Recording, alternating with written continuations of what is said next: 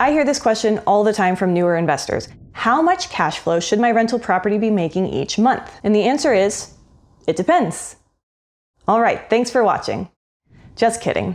I'm Megan, I love investing in real estate, and today I want to walk you through how to set your own personal criteria for rental property investing. Let's get started.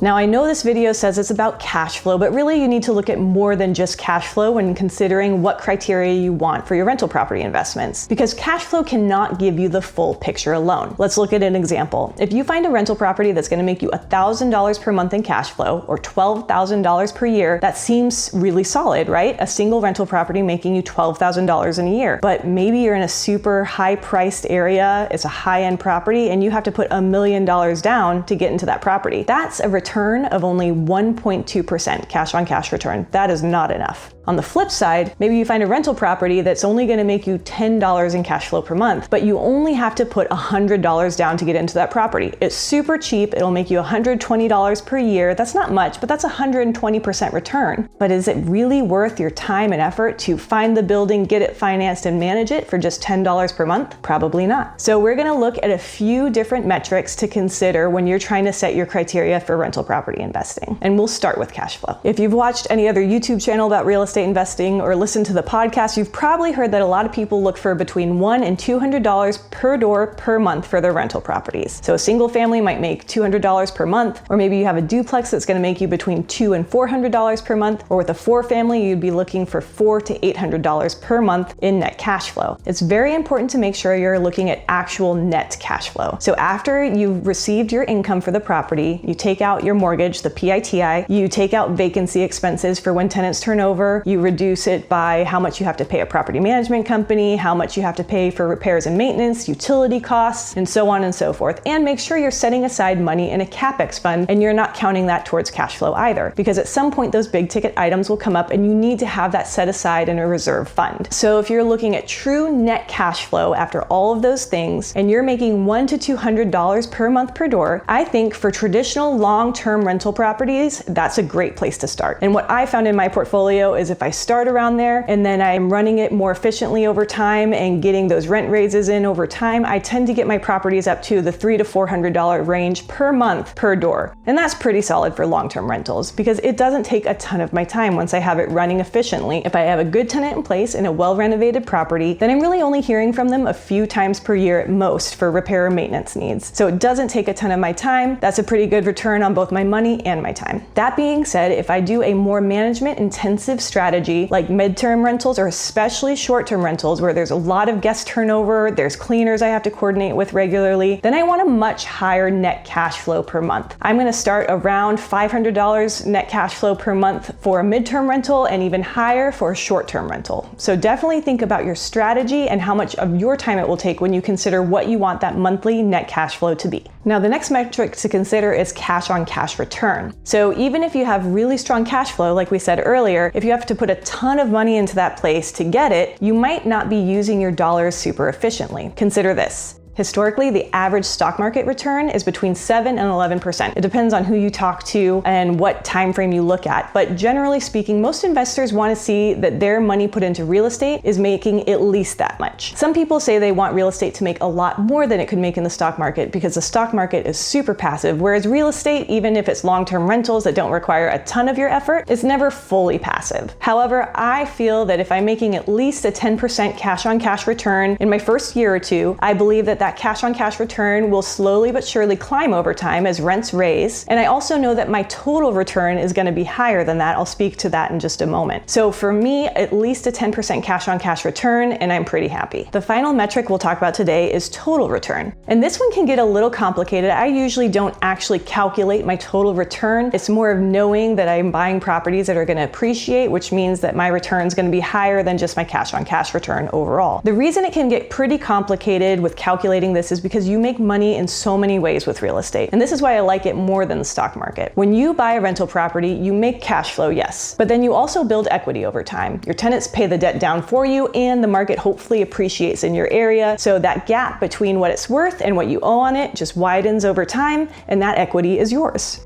You also save on taxes thanks to things like depreciation of the building over time. There's so many ways to make money in real estate, and if you want, you can really sit down and calculate what your total return will be. But like I said, unless you're getting into like a really big investment with investing partners and you need to calculate an IRR or something like that for them, I tend to just make sure I'm buying in areas where I can reasonably expect solid appreciation over time, because that means my total return is going to be higher than that baseline 10% cash on cash return, and that's going to be a pretty good investment for me overall. So let's bring it all together, and I will give you my personal investing criteria to consider before we go into questions to ask yourself for setting your personal criteria. For me, I do primary long-term rentals, so I'm going to give you what my investing criteria is for that. I want in my first year or so to make at least $100 to $200 per door per month.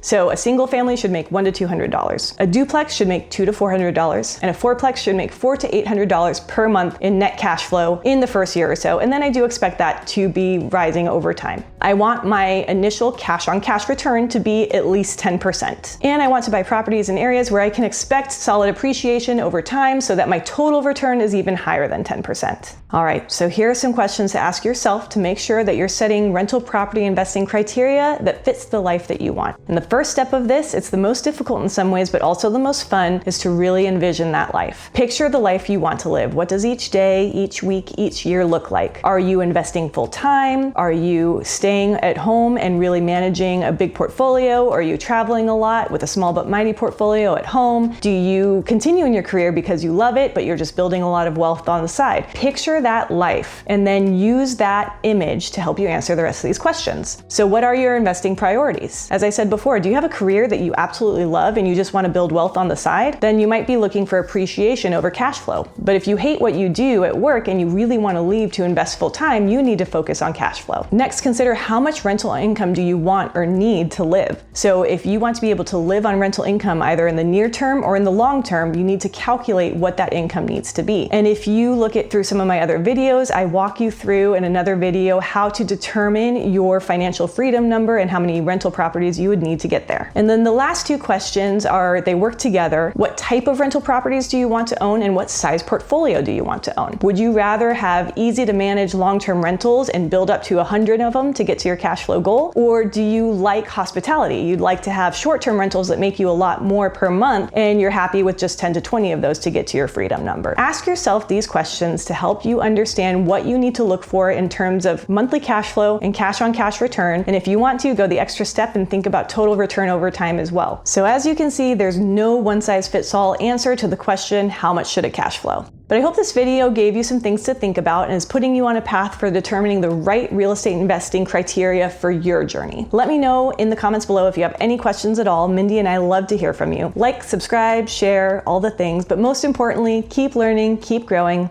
and have fun.